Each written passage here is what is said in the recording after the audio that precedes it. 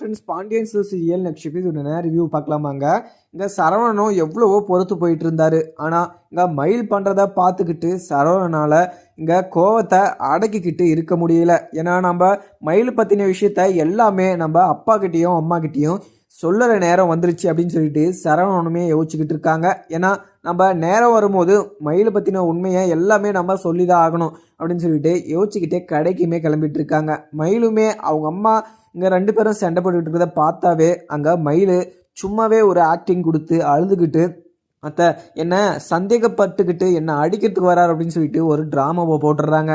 அதெல்லாம் பார்த்துக்கிட்டு சரவணனால் சும்மாவே இருக்க முடியல. ஆனால் அதையும் மீறி அவர் இந்த கோவத்தெல்லாம் மனசுக்குள்ளேயே அடக்கி வச்சுக்கிட்டு அவரு கடைக்குமே கிளம்பிடுறாரு. அதுக்கப்புறம் மயில்கிட்ட சமாதானம் சொல்லி அங்கே கோமதியுமே அங்கே ரெஸ்ட் எடுக்க சொல்லிடுறாங்க. கோமதியுமே பழனிவேல் இது மாதிரி பண்ணிட்டான் அப்படின்னு சொல்லிட்டு அந்த வருத்தத்தில் இருந்தே ஒன்றும் வெளிவரல. ஆனால் இன்னும் இந்த சரவணன் இங்கே மயில் பற்றின உண்மையெல்லாம் சொன்னாங்கன்னா அங்கே கோமதியும் பாண்டியனுமே என்ன ஆகுவாங்கன்னு தெரியல. ஏன்னா பிரச்சனைக்கு மேலே பிரச்சனை அங்கே பாண்டியனுக்கும் கோமதிக்கும் வந்துக்கிட்டே இருந்தால் அவங்க இதை நினச்சி ஃபீல் பண்ணிக்கிட்டே தான் இருப்பாங்க. அங்கே சரவணம் அங்கே அப்பாவும் அம்மாவும் இதை கேள்விப்பட்டாங்கன்னா ரொம்பவே ஃபீல் பண்ணுவாங்க அப்படின்னு சொல்லிட்டு தான் அதெல்லாம் மறைச்சி வச்சுக்கிட்டு இருந்தார். ஆனால் மயில் பண்ணுறதெல்லாம் பார்த்தா அவர் மறைச்சி வச்சுக்கிட்டு இருக்கிறதுக்கு வாய்ப்பே இல்லை. ஏன்னா கூடிய சீக்கிரம் அவளை இந்த வீட்டிலேருந்து துரத்தணும் அப்படின்னு சொல்லிட்டு இங்கே சரவணனே முடிவு பண்ணிட்டாரு. அதுக்கப்புறம் இங்கே செந்திலும் மீனாவும் வீட்டில் உக்காந்துக்கிட்டு பேசிக்கிட்டு இருக்காங்க. இங்கே பழனிவேல் மாமா இது மாதிரி பண்ணுவாருன்னு சொல்லிட்டு நான் கொஞ்சம் கூட எதிர்பார்க்குறேன் மீனா. ஏன்னா அவர் அது மாதிரி பண்ணிவிட்டு இங்கே அப்பாவுக்கு எவ்வளோ பெரிய கஷ்டத்தை கொடுத்துட்டு போயிருக்காருன்னு சொல்லிட்டு அவருக்கு தெரியுதா தெரியலான்னு சொல்லிட்டு எனக்கு கொஞ்சம் கூட பிடிக்கல அப்படின்னு சொல்லிட்டு இங்கே செந்தில் சொல்லுவோம். உடனே மீனாவும் நீங்கள் அதை பற்றியெல்லாம் யோசிக்காதீங்க, நீங்கள் படுத்து கொஞ்சம் ரெஸ்ட் எடுங்க, இப்போ தானே நீங்கள் வேலையை முடிச்சுட்டு வந்தீங்க, ரொம்பவே டயர்டாக இருக்கும், நீங்கள் ரெஸ்ட் எடுங்க, காத்தால கொஞ்சம் சீக்கிரமே இல்லணும், ஏன்னா நாளைக்கு நீங்கள் தான் சமைக்கணும் அப்படின்ற மாதிரியுமே மீனா சொல்லிட்டுறாங்க. உடனே மீனா சொன்னதை கேட்டதுமே செந்திலும் நான் எதுக்கு சமைக்கணும் அப்படின்னு சொல்லிட்டு கேட்குறாங்க. அதுக்கப்புறம் மீனாவும் நீங்கள் என் கூட சேர்ந்து ஹெல்ப் பண்ணுறீங்கன்னு சொல்லியிருக்கீங்க, அதனால் நீங்கள் காத்தால சீக்கிரமே எழணும் அப்படின்னு சொல்லிட்டு அங்கே மீனாவுமே படுத்துடுறாங்க. அதுக்கப்புறம் பழனிவேலுமே பாண்டியனை பற்றி தான் யோசிச்சுக்கிட்டு இருக்காரு. ஏன்னா பாண்டியனுக்கு அங்கே பழனிவேல் எவ்வளவோ செஞ்சுருக்காரு, எவ்வளவோ ஹெல்ப் பண்ணியிருக்காரு. ஆனால் அதெல்லாம் கொஞ்சம் கூட புரிஞ்சிக்காமல் பாண்டியன் அது மாதிரி பேசிட்டாரு, என்ன வீட்டை விட்டு துரத்திட்டாரு அப்படின்னு சொல்லிட்டு இங்கே பழனிவேலுக்கு மனசு எப்போவும் வருத்தப்பட்டுக்கிட்டு தான் இருக்காரு. அதெல்லாம் இங்கே எவ்வளவோ இங்கே சுகன்யா சொல்லி அதெல்லாம் நீங்கள் மறந்துடுங்க, இதுக்கு மேலே உங்களுக்கு தனியாக ஒரு லைஃப் ஆகிடுச்சு, இதுக்கு மேலே நீங்கள் அவங்களெல்லாம் நினச்சி ஃபீல் பண்ணாதீங்க அப்படின்னு சொல்லிட்டு சுகன்யாவுமே எவ்வளவோ எடுத்து சொல்லி பார்க்குறாங்க. ஆனால் அதெல்லாம் கொஞ்சம் கூட கேட்கவே மாட்டாரு பழனிவேலுமே. ஆனால் அங்கே கணக்குமே வீட்டில் உக்காந்துக்கிட்டு இங்கே சுகன்யாவுமே கணக்கு பார்த்துக்கிட்டு இருக்காங்க. சக்திவேலேருந்து என்ன சுகன்யா என்ன கலெக்ஷன் எகிரிச்சு போல் அப்படின்னு சொல்லிட்டு ஆமாம் முன்னையோட இப்போ கொஞ்சம் நல்லாவே இருக்குது சேல்ஸ் அப்படின்னு சொல்லிட்டு இங்கே சுகன்யாமே சொல்லிக்கிட்டு இருக்காங்க. அப்போத்தான் இங்கே உள்ளே படுத்துக்கிட்டு இங்கே பாண்டியனையும் பழனிவேலையுமே நினச்சி ஃபீல் பண்ணிக்கிட்டு இருக்காங்க. ஏன்னா 2 குடும்பமும் ஒன்று சேர்ந்து வாழணும் அப்படின்னு சொல்லிட்டு அப்பத்தாக்கு அப்போ ஆசை, ஆனால் அது எப்போவுமே நிறைவேறாது அப்படின்னு சொல்லிட்டு இங்கே அப்பத்தாக்கு தெரிஞ்சதும் அப்பத்தாக்கு மனசே உடஞ்சி போய் உள்ளே உக்காந்துக்கிட்டு ஃபீல் பண்ணிக்கிட்டு இருக்காங்க. அதுக்கப்புறம் சக்திவேலும் அந்த பரதேசி பாண்டியன் வீட்டிலேருந்து எப்படியோ இந்த பழனிவேலை பிரித்து கூட்டின்னு வந்தாச்சு, இங்கே இதுக்கு மேலே பழனிவேல் சந்தோஷமாக இருப்பான் அப்படின்னு சொல்லிட்டு சக்திவேலும் நினச்சிக்கிட்டு இருக்காங்க. அதுக்கப்புறம் முத்துவேலும் கொஞ்சம் இடம் வாங்கணும் அப்படின்றதுனால அந்த டாக்குமெண்ட்ஸ் எல்லாம் எடுத்துகிட்டு போகிறதுக்காக வீட்டுக்கு வந்து அதை எடுத்துகிட்டுக்குமே கிளம்பிடுறாரு. இங்கே சரவணனும் ரொம்பவே கோவமாக கடைக்கு போகிறாங்க. அதுக்கப்புறம் அங்கே பாண்டியன் பார்த்துட்டு என்னடா ரொம்பவே வருத்தமாக வர, என்ன ஆச்சு, என்னடா உனக்கு பிரச்சனை, அங்கே மயில்கிட்ட நீ எதுக்காக சண்டை போட்டுட்ருக்க, நீ அவகிட்ட நல்லா சிரித்து பேச வேண்டியது தானே, என்ன காரணம், எதுக்காக நீ அது மாதிரிலாம் பண்ணிக்கிட்டு இருக்க, நீ ஒருத்தன் தான் நல்லா இருக்க, அது மாதிரிலாம் எதுவும் கோவப்பட மாட்டேன் அப்படின்னு சொல்லிட்டு நினச்சிட்டு இருந்தா. ஆனால் மயில்கிட்ட நீ நடந்துக்கிற விதம் எனக்கு கொஞ்சம் கூட பிடிக்கலடா அப்படின்னு சொல்லிட்டு இங்கே ரொம்பவே கோவமாகவும் கேட்டுடுறாரு பாண்டியன். இதை கேட்டு இங்கே சரவணனுக்கு பயங்கர கோபமாக தான் இருக்குது.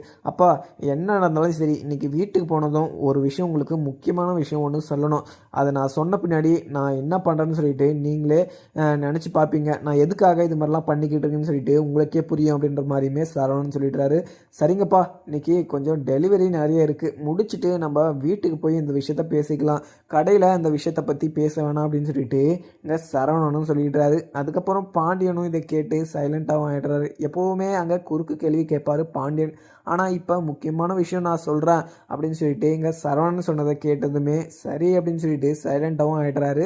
அதுக்கப்புறம் அங்கே சரவணனும் பயங்கர கோவமாகவும் அங்கே டெலிவரிக்காக அந்த பார்சலையுமே எடுத்துகிட்டு கிளம்பிடுறாரு. அங்கே போகிற வழியில் பழனிவேலுமே பார்க்குறாங்க. அங்கே பழனிவேலை பார்த்துமே பேசாமல் கிளம்பிடுறாங்க. இங்கே பழனிவேலுமே பேசுகிறதுக்காக சரவணன் கிட்ட போகிறாங்க. ஆனால் அங்கே நிற்காம சரவணனும் கிளம்பிடுறாங்க. அதை பார்த்து பழனிவேலுக்கு கொஞ்சம் வருத்தமாக தான் இருக்குது.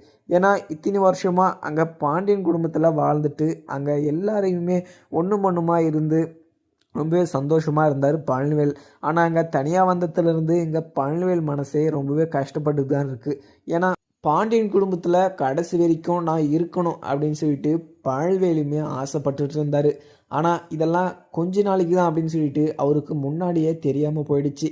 ஏதேதோ பிரச்சனை ஆகி அப்படி இப்படின்னு போய் நம்ம தனியாக தான் இருக்கணும் போல் அப்படின்னு சொல்லிட்டு அவருமே யோசிச்சுக்கிட்டு சைலண்ட் ஆகிடுறாரு. அதுக்கப்புறம் கடையையுமே குளோஸ் பண்ணிவிட்டு அங்கே பாண்டியனுமே வீட்டுக்குமே கிளம்பிடுறாங்க. அதுக்கப்புறம் ரூமில் இருந்துக்கிட்டு மயில நீ எவ்வளோ நாளைக்கு தான் நடிச்சுக்கிட்டு இருப்ப, உன்னோட உண்மையை இன்றைக்கி நான் சொல்லியே ஆகுவேன் அப்படின்னு சொல்லிட்டு மயில கையை பிடிச்சிக்கிட்டு அங்கே இழுத்துட்டு வராரு சரவணனும். இதை பார்த்த பாண்டியன், கோமதி, ராஜி, அரசின்னு எல்லாருமே ரொம்பவே ஆச்சரியமாக தான் பார்த்துக்கிட்டு இருக்காங்க. இங்கே மயிலுமே இங்கே பாண்டியன் முன்னாடி நின்று அழுதுகிட்டு இருக்காங்க. சரவணா என்னடா பண்ணிக்கிட்டு இருக்க, நீ பண்ணுறது எனக்கு கொஞ்சம் கூட பிடிக்கல, நீ உங்கள் செந்தில் மாதிரி நீ மாறிக்கிட்டு இருக்க போல, என்ன பண்ணிக்கிட்டு இருக்க, உனக்கு என்னதான் ஆச்சு அப்படின்னு சொல்லிட்டு இங்கே பாண்டியன் ரொம்பவே கோபமாகவும் கேட்குறாரு. உடனே இங்கே சரவணன், அப்பா நீங்கள் இதுக்கு மேலே எதுவுமே பேசாதீங்கப்பா, நான் இங்கே மயில் பற்றின உண்மை எல்லாமே சொல்லிடுறேன், நீங்கள் அதுக்கப்புறம் நீங்கள் என் மேலே கோவப்பட்டாலையுமே நான் எல்லாமே அடித்தாலுமே நான் வாங்கிக்கிறேன்ப்பா, நான் சொல்கிறத ஒரு நிமிஷம் காது கொடுத்து கேளுங்கப்பா, நான் என் மனசுக்குள்ளே இருக்கிற வழியை நான் உங்களுக்கு சொல்கிறேன், அதுக்கப்புறம் நீங்கள் என்ன முடிவு எடுத்தாலும் சரி, நான் இந்த வீட்டில் என்ன கழுத்தை பிடிச்சி வெளியே தள்ளனா கூட சரி, நான் இந்த வீட்டுக்கே வரமாட்டேன்ப்பா, நான் சொல்கிறது ரைட்டாக தப்பாக இல்லைன்னு மட்டும் சொல்லிடுங்கப்பா, ஏன்னா இவளை என் கூட வச்சுக்கிட்டு என்னால் நிம்மதியாக வாழ முடியலப்பா, நம்மக்கிட்ட படித்தேன் அப்படின்னு சொல்லிட்டு சொன்னால அதுவுமே போய்ப்பாவ சுத்தமாக பத்தாவது கூட படிக்கலப்பாவ அப்படின்னு சொல்லிட்டு சொல்லிடுறாங்க. இந்த விஷயத்த கேட்டதும் அங்கே கோமதிக்கு மயக்கம் வர மாதிரி ஆகிடுது. அங்கே ஸ்டூர்லேயுமே உக்காந்துடுறாங்க. அதுக்கப்புறம் இங்கே சரவணனும் போயிட்டு, அம்மா இந்த விஷயத்துக்கே நீங்கள் இது மாதிரி ஆகிட்டிங்கன்னா இன்னும் இருக்கிற போகிற விஷயத்தெல்லாம் கேட்டிங்கன்னா உங்களுக்கு என்ன தான் ஆகுவீங்க, இந்த விஷயத்தெல்லாம் நான் மனசில் வச்சுக்கிட்டு இந்த பாரத்தெல்லாம் நான் தலையில் சுமந்துக்கிட்டு இருந்தேன்னு எனக்கு எவ்வளோ கஷ்டமாக இருந்திருக்கும்ப்பா, அதே மாதிரி மயிலுக்கு என்னை விட 2 வயசு அதிகம், இந்த பொய்யெல்லாம் சொல்லிக்கிட்டு இதை மறைக்கணும்னு சொல்லிட்டு நான் இந்த விஷயத்தை பற்றி கேட்டால் உங்ககிட்ட தப்பிக்கிறதுக்காக என்னை அடிக்க வராரு, அப்படி வராது, என்னை பிடிக்காத மாதிரி நடந்துக்கிறாரு, என் கூட பேச மாட்டுறாரு அப்படின்னு சொல்லிட்டு இது மாதிரி மாற்றி மாற்றி பேசிக்கிட்டு அந்த பொய்யை மறைக்கிறதுக்கு நிறைய பொய் சொல்லி இது மாதிரி அவள் என்கிட்ட நடிச்சுக்கிட்டு இருக்கா. இவளை போய் இவக்கிட்ட போய் என்ன சந்தோஷமாக வாழ சொல்கிறீங்களா, இந்த விஷயம் தெரிஞ்சதுலேருந்தே அவள் கூட சேர்ந்து வாழ்கிறதுக்கு எனக்கு துளி கூட விருப்பம் இல்லை அப்படின்னு சொல்லிட்டு சொல்லிடுறாங்க. இங்கே பாண்டியனும் கோமதியும் உறைஞ்சி போய் உக்காந்துக்கிட்டு இருக்காங்க. உடனேங்க மயிலும், அத்தை என்ன மன்னிச்சுக்கோங்க அத்தை, இந்த உண்மையை நான் சொல்லலாம் தான் நினச்சேன், ஆனால் எங்கள் அம்மா இந்த உண்மை அந்த வீட்டுக்கு எல்லாருக்குமே தெரிய வந்துச்சுன்னா உன்னை வீட்டிலேயே வைக்க மாட்டாங்க, அதனால தான் இது அத்தை நான் இந்த விஷயத்தெல்லாம் மறைச்சி வச்சேன், என்னை மன்னிச்சுக்கோங்க அப்படின்னு சொல்லிட்டு அங்கே காலில் விழுந்து கெஞ்சிக்கிட்டு இருக்காங்க. இங்கே மயிலுமே இதெல்லாம் பார்த்து இங்கே கோமதியும், நீ என்னதான் சொன்னாலுமே மயிலு உன்னோட நடிப்பெல்லாம் பார்த்து நான் உன் மேலே இறக்கப்படணும்னு மட்டும் கொஞ்சம் கூட எதிர்பார்த்துறாத. சரவணன் இந்த உண்மை தெரிஞ்சு எவ்வளோ வருத்தப்பட்டிருப்பான், அவன் எவ்வளோ கோபமாக இருந்தால் உன்கிட்ட சண்டை போட்டுக்கிட்டு அவன் அப்படியே மனசுக்குள்ளேயே மறைச்சி வச்சுட்டு இருப்பான். நான் வந்து கேட்டாலுமே எந்த பிரச்சனையும் இல்லை அப்படின்னு சொல்லிட்டு நான் சரவணனை திட்டிருந்தேன், ஆனால் நீ அதுக்கும் மேலே எவ்வளோ பெரிய காரியத்தை பண்ணி வச்சுட்டு அதை மறைச்சதே இல்லாமல் சரவணன் மேலே பொய் பழி போட்டுக்கிட்டு அவனை நீ இது மாதிரி ட்ரீட் பண்ணி வச்சுக்கிட்டு இருக்க. இதெல்லாம் தெரிஞ்சு அவன் உன்னை இந்த வீட்டில் வச்சுட்டு இருந்ததே பெருசு, நானாக இருந்ததுன்னா கழுத்தை பிடிச்சி வெளியே தள்ளியிருப்பேன் அப்படின்னு சொல்லிட்டு இங்கே கோமதியுமே சொல்லவும், உடனே இதை பார்த்து அங்கே பாண்டியன் என்ன சொல்கிறதுன்னு தெரியாமல் அவர் அழுதுகிட்டே உக்காந்துக்கிட்டு இருக்காரு. இங்கே நம்மளுக்கு மட்டுமே பிரச்சனை தேடி தேடி வருமா அப்படின்னு சொல்லிட்டு அங்கே பாண்டியனுமே யோசிச்சுக்கிட்டு சைலண்ட்டாக இருக்க. இங்கே ராஜியும் இதை கேட்டதும், என்னக்கா இவ்வளோ பெரிய பொய்யை மறைச்சி வச்சுக்கிட்டு எதுக்குக்கா இந்த பொய் மேலே பொய் சொல்லிக்கிட்டு இருக்கீங்க, ஏற்கனவே நீங்கள் ஃபஸ்ட்டே இந்த உண்மையை சொல்லி பிரச்சனைக்கு தீர்வு பாருங்கன்னா நீங்கள் இவ்வளோ பெரிய உண்மையை மறைச்சி வச்சுக்கிட்டு அவருக்கு எவ்வளோ மனசு வலிச்சிருந்துருக்கும், நீங்கள் இந்த உண்மையை சொல்லிட்டு இருந்தீங்கன்னா கூட அவங்களுக்கு எந்த வழியுமே தெரிஞ்சிருக்காது, ஆனால் நீங்கள் இதை மறைச்சி வைக்கணும் அப்படின்னு சொல்லிட்டு நினச்சிங்க பார்த்தீங்களா, அதுதான் மிகப்பெரிய தப்பு அப்படின்னு சொல்லிட்டு இங்கே ராஜியுமே சொல்கிறாங்க. உடனே கதிரும் நான் அப்போ வந்து யோசிச்சுட்டு இருந்தேன் இங்கே வேறு ஏதோ பிரச்சனை இருக்குது அப்படின்னு சொல்லிட்டு இங்கே நான் சரவணன் அண்ணக்கிட்ட கேட்டாலுமே அவர் எந்த விஷயமுமே என்கிட்ட சொல்லலை. ஆனால் இவ்வளோ பெரிய விஷயத்த மனசுக்குள்ளே வச்சுக்கிட்டு ஆனால் நீங்கள் எப்படி நான் இருந்தீங்க அப்படின்னு சொல்லிட்டு இங்கே கதிருமே கேட்குறாரு. அதெல்லாம் போட்டோம், இதுக்கு மேலே மயில் இந்த வீட்டில் இருக்கவே கூடாது, அவங்க அம்மா வீட்டுக்கே அவளை போக சொல்லிடுறா அப்படின்னு சொல்லிட்டு இங்கே சரவணன்கிட்ட பாண்டியனும் ரொம்பவே கோவமாகவும் சொல்லிடுறாங்க.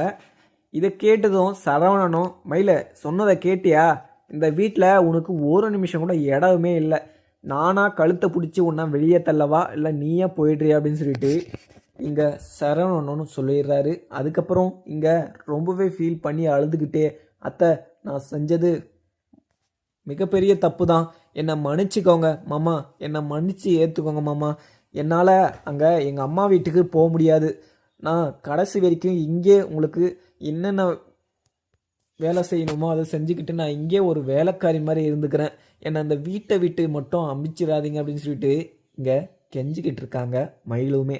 இதை கேட்டு கொஞ்சம் கூட இறக்கம் இல்லாமல் அங்கே பாண்டியனும் மயிலு நீ என்ன சொன்னாலுமே சரி உன் மேலே இருக்கிற கோபம் எனக்கு கொஞ்சம் கூட குறையாது, இங்கே என்னோட பையன் சந்தோஷமாக இருக்கணும், சந்தோஷமாக ஒரு ஃபேமிலியோட வாழணும் அப்படின்னு சொல்லிட்டு தான் நான் ஆசைப்படுவேன், நீ அதிலேயே மண்ணை வாரி தூவிட்டு இருக்க, நீ இதெல்லாம் மறைச்சி வச்சுக்கிட்டு இருக்கிறதுக்கு உனக்கு எவ்வளோ தைரியம் இருந்திருக்கு பாரு, இந்த விஷயத்த நீ முன்னாடியே என்கிட்ட சொல்லியிருந்தனா இந்த பிரச்சனை அப்போவே முடிஞ்சிருக்கும், நீ ஆனால் அதை மறைக்கிறதுக்கு எத்தனையோ பொய் சொல்லி மறைச்சி வச்சுக்கிட்டு இருக்க, ஆனால் இன்னும் எத்தனையோ உண்மை மறைச்சி வச்சுக்கிட்டு இருக்கியோ தெரியல, பொய் சொல்லிக்கிட்டு இருக்கியோ தெரியல, ஆனால் இதுக்கு மேலே இதில் முடிவெடுக்க வேண்டியது சரவணன் மட்டும்தான், ஏன்னா அவனோட லைஃப்பில் நான் இதில் இன்வால்வ் ஆகலை அப்படின்ற மாதிரியுமே பாண்டியன்னு சொல்லியிருக்காரு. சரவணன் அப்பா இவ கூட சேர்ந்து வாழ்கிறதுக்கு எனக்கு கொஞ்சம் கூட விருப்பமே இல்லை, இவளை பார்த்தாவே எனக்கு இவ பொய் சொன்ன ஞாபகம் தான் வருது, இவ கூட சேர்ந்து என்னால் வாழ முடியாது, நான் கடைசி வரைக்குமே தனியாகவே இருந்துக்கிறேன், இதுக்கு மேலே இவ கூட சேர்ந்து வாழணும்னு சொல்லிட்டு எனக்கு விருப்பமே இல்லை அப்படின்னு சொல்லிட்டு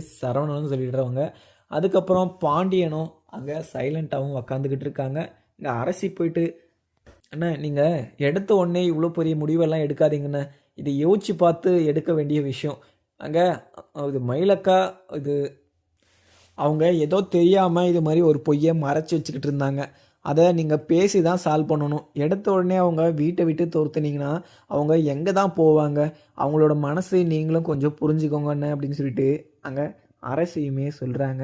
இதை கேட்டு சரவணனும் அரசி நான் எவ்வளவோ பொறுத்து போயிட்டேன், ஆனால் இதெல்லாம் இவ்வளோ பெரிய தப்பு பண்ணியிருக்கோம் அப்படின்னு சொல்லிட்டு அவளுக்கு மனசுக்குள்ளே கொஞ்சம் கூட பார்த்தீங்கன்னா உறுத்தலை, நம்ம எதனா ஒரு பொய் சொல்லிட்டோன்னா அதவே நினச்சி ஃபீல் பண்ணிக்கிட்டு இருப்போம், ஆனால் இவ பொய்யிலே பிறந்து பொய்யிலே வாழ்ந்துக்கிட்டு இருக்கா, இவ கூட போய் என்ன சேர்ந்து வாழ சொல்கிறே அப்படின்னு சொல்லிட்டு அங்கே அரசிக்கிட்ட சொல்கிறாங்க. உடனே அரசியும் அண்ணா நீங்கள் இந்த கோவத்தில் நீங்கள் முடிவு எடுக்காதீங்க, அதுதான் நான் சொன்னேன், வேறு எதுவுமே சொல்லலை, நீங்கள் நிதானமாக யோசிச்சு நீங்கள் உங்களுக்கு ஓகேவா அப்படின்றத மாதிரி நீங்கள் யோசிங்க.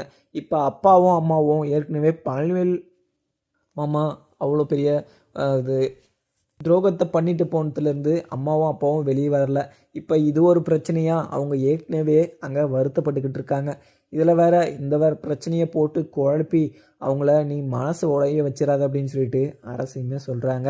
அதுக்கப்புறம் பாண்டியனும் மயில நீ இவ்வளோ பெரிய உண்மையாக மறைச்சிருப்பேன்னு சொல்லிட்டு நான் கொஞ்சம் கூட எதிர்பார்க்கல, நீ தான் அந்த வீட்டில் என்கிட்ட அன்பாகவும் பாசமாகவும் பேசிக்கிட்டு இருக்க பழகிக்கிட்டு இருக்க அப்படின்னு சொல்லிட்டு நினச்சா, ஆனால் நீயுமே இவ்வளோ பெரிய பொய்யெல்லாம் சொல்லிக்கிட்டு இருக்க அப்படின்னு சொல்லிட்டு நினைக்கிற போதே எனக்கு ரொம்பவே கஷ்டமாகவும் இருக்குது. இங்கே பாரு கோமதியை மனசு உடைஞ்சி அவள் உக்காந்துக்கிட்டு இருக்கா, அவளுக்கு நீ என்ன பதில் சொல்லுவ, அவள் ஒரு அத்தையா உனக்கு என்னென்ன பண்ணணுமோ அது அவள் கரெக்டாக பண்ணிக்கிட்டு இருந்தா, ஆனால் நீ அவளுக்கு ஒரு மருமகளாக நீ எதுவுமே பண்ணலை அப்படின்ற மாதிரியுமே சொல்லிடுறாங்க.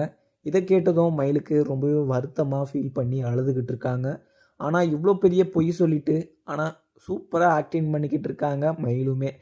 மயில் அழுறத பார்த்துட்டு அங்கே ராஜுக்கு அரசிக்கெல்லாம் கொஞ்சம் வருத்தமாக இருந்தாலுமே ஆனால் இது மாதிரி ஒரு பொய்யே சொல்லியிருக்கக்கூடாது அப்படின்னு சொல்லிட்டு அவங்க யோசிச்சுக்கிட்டு இருக்காங்க.